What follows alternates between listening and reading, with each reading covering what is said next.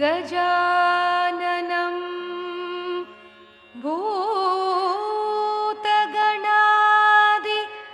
सेवितं कपित्तजम्बू फलसार पक्षितम्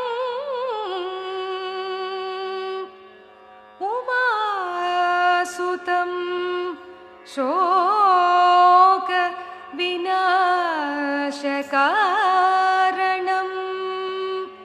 नमामि विघ्नेश्वर पादपङ्कजम्।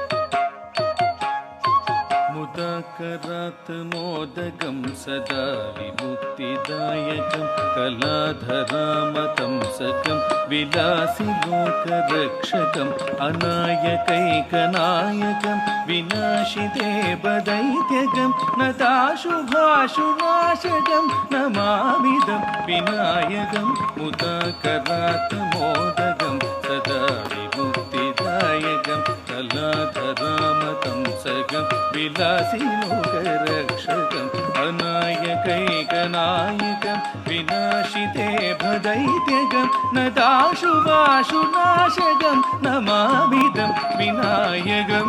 सा निगरिसनि निरिसनि प सनि पगरे रिगपनि निगरि निरि निबनि बग पग सरि गरि गप गपनि बनि निरि गप गरि सनि बनि दि गरि सनि गरि सनि रि सनि प सनि प सरि गप सनि पग मुदाकरात् मोदकं सदा विमुक्तिदायकं कलाधरामतंसकं विलासिलोकरक्षकम्।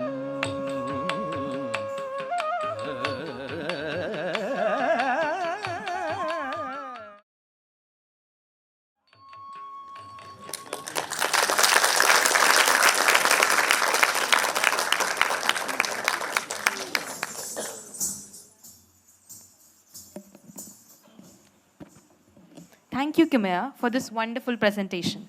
Kimaya Vilas More is our young and passionate dancer who is the founder of Namaha Dance Academy. Thank you once again, Kimaya.